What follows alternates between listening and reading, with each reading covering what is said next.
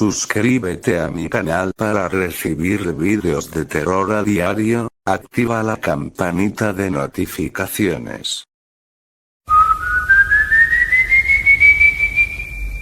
La planchada. Cuentan que cierto día, una chica llamada Eulalia entró a formar parte del personal de enfermería en el hospital. Era una chica de buena presencia, con cabellos rubios, ojos claros y facciones finas, con una actitud amable y educada aunque revestida por un ligero aire de seriedad.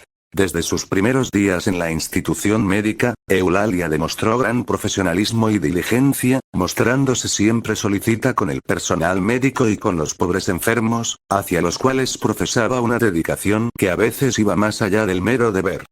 Por otra parte, Eulalia siempre estaba muy limpia y arreglada, con el uniforme blanco perfectamente planchado e impoluto, exento de la más mínima mancha o arruga. Como era de esperarse, Eulalia se granjeó rápidamente el aprecio de los médicos, a la par que, gracias a su natural simpatía, logró verse libre de inspirar envidia en sus compañeras y compañeros de enfermería. Por otra parte, la vida de Eulalia era realmente tranquila, sana y sencilla, ya que todo su tiempo se dividía entre las labores en el hospital y las atenciones hacia su pequeña pero estable y relativamente feliz familia, conformada por sus padres y sus dos hermanos menores, al menos en lo que respecta a su círculo más cercano. Por ello, los días habituales de Eulalia consistían en trabajar en el hospital, llegar a casa con una sonrisa, comer con todos, dormir un rato, despertar y pasar sus horas siguientes en tareas domésticas que compartía con su madre, en jugar con sus hermanos o en la lectura. Sin embargo, un día todo cambió. En efecto, cierta mañana el director del hospital convocó al personal para presentar al nuevo médico que acababa de llegar. El doctor Joaquín, un tipo inteligente, guapo y alto, venido de buena familia, pero con un cierto aire de arrogancia. Todas las demás enfermeras y casi todos los enfermeros fueron, pero Eulalia se quedó atendiendo a un paciente.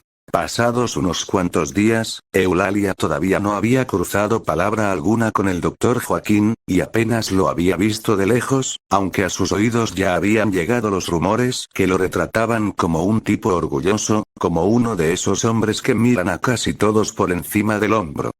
Eso hacía que ella no tuviera muchos deseos de conocerlo, pero un día la convocaron para que lo ayudase con la extracción de una bala en la pierna de un paciente. Pese a los rumores, cuentan que Eulalia quedó prendada del doctor Joaquín cuando lo vio de cerca, al punto de que sus manos temblaban ligeramente cuando le pasaba los instrumentos, llegando incluso a equivocarse en lo que respecta a entregar el instrumento correcto.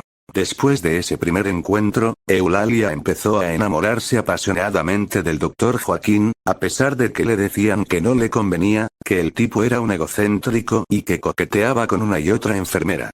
No obstante, ella siguió en su afán, diciéndose que sus compañeras estaban exagerando o simplemente justificando a Joaquín cuando no podía durar de tales o cuales críticas que sobre él se cernían. De ese modo, pasados algunos meses ella consiguió su propósito y el doctor Joaquín cedió a sus encantos, aceptando ser su novio. Durante un largo tiempo Eulalia se sentía la criatura más dichosa del mundo, y su pasión crecía como un incendio a pesar de que Joaquín no parecía amarla con la misma intensidad e incluso, según las malas lenguas, coqueteaba con otras chicas a espaldas de ella. Tras poco más de un año de noviazgo, Eulalia se sorprendió cuando cierto día Joaquín le propuso matrimonio, a lo cual ella accedió con el cándido entusiasmo de una quinceañera enamorada. Sin embargo, era necesario esperar para la boda, ya que antes Joaquín debía irse a un seminario de 15 días en otra ciudad. Antes de irse él le pidió que le planchara y preparara un fino traje, ya que debía estar impecable y elegante en el seminario. Entonces ella aceptó y, justo un día antes del viaje, él fue a recoger el traje y a visitarla, hablando tendidamente con ella y despidiéndose entre abrazos, besos y promesas de amor eterno. Tan solo una semana tras la partida de Joaquín, Eulalia ya lo extrañaba como si hubiese estado ausente varios meses, por lo que a veces adoptaba una actitud de melancólica nostalgia. Paralelamente, justo después de una semana cumplida desde el último día en que vio a Joaquín, un enfermero la abordó cuando estaba sola, le declaró su amor y le pidió que por favor lo acompañara a una fiesta como su pareja de baile, Pero ella se negó y le dijo que si acaso no recordaba que el doctor Joaquín y ella tenían una relación. Asombrado y algo herido, el enfermero la miró y le dijo que no entendía cómo es que nadie le había contado que Joaquín renunció en el hospital y se fue a un viaje de luna de miel con su nueva esposa. Las palabras del enfermero habían dejado completamente helada a Eulalia, con esa mezcla de dolor y consternación que alguien siente cuando inesperadamente le informan que su madre o alguien muy querido ha muerto, aunque con la enorme y gran diferencia de que en la mirada de Eulalia latía la decepción. Por eso ella no acertó a decir nada, y solo agachó la cabeza y se fue, caminando con la leve esperanza de que aquello fuese un invento del enfermero para salir con ella. Pero a la mañana siguiente fue y averiguó en los registros, y efectivamente Joaquín había renunciado, por lo cual era lógico asumir que lo de la luna de miel era también cierto, tal y como decían muchas más personas además del enfermero. Desde su decepción amorosa, Eulalia jamás volvió a ser la misma. Nunca había tenido un novio antes, y solo le había gustado uno que otro chico durante su adolescencia, siendo con Joaquín con quien supo lo que realmente era el amor. Sentía que su corazón era un jarrón despedazado sobre el árido suelo de la vida, y al parecer ni ella misma quiso recoger los pedazos y recomponerlo, ya que permitió que la amargura fuera apoderándose progresivamente de ella, hasta convertirla en un ser frío, silencioso y sombrío, en una mujer que no volvió a vincularse a ningún hombre porque se abandonó a la idea de que todos eran iguales, y en una enfermera que realizaba su trabajo con el alma empolvada por el tedio y el desgano, descuidando a los enfermos hasta el punto de que algunos murieron por sus negligencias al olvidarse darles la medicación. A pesar de ello no fue despedida porque sus compañeros y superiores la apreciaban y pensaban que tarde o temprano volvería a ser la chica trabajadora y dedicada a los pacientes que siempre había sido. Pasaron así los años y un día la enfermedad cayó sobre ella, transformándola en una paciente más del hospital donde por décadas fue indiferente hacia el malestar de los enfermos que tan mal atendía. Ella era la abandonada ahora.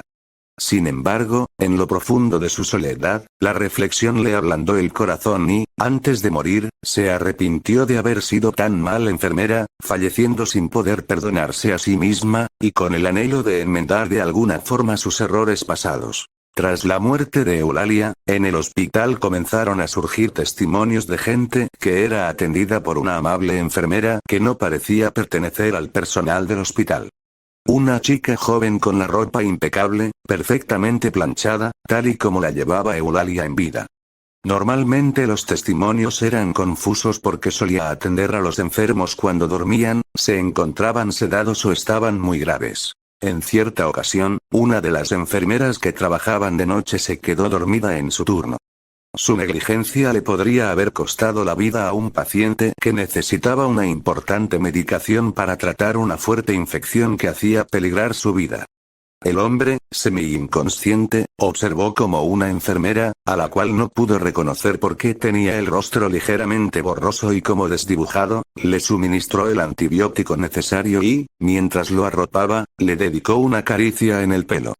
Un par de horas después, la enfermera que se había dormido en su turno se despertó sobresaltada y, acordándose de lo importante que era suministrarle la medicación al señor, salió corriendo hacia su habitación, temiéndose lo peor.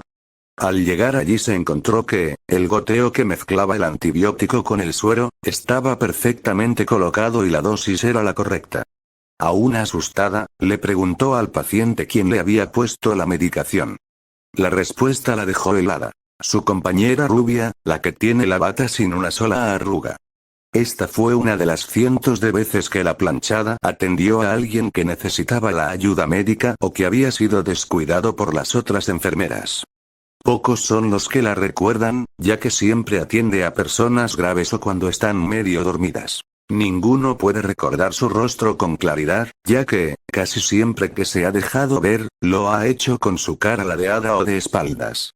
Pero todos los testimonios concuerdan en lo mismo, en lo impoluto de su aspecto y en la perfecta forma en la que están planchadas sus ropas, así como en lo cordial y profesional de su trato. Algunos, de entre el personal del hospital, también dicen haberla visto durante escasas fracciones de segundo entrar o salir de la habitación de un paciente e incluso haber sido despertados por el espíritu de Eulalia cuando dormían en sus turnos, tocándoles el hombro, y comprobando al despertar que estaban solos y que los pasillos del hospital estaban desiertos.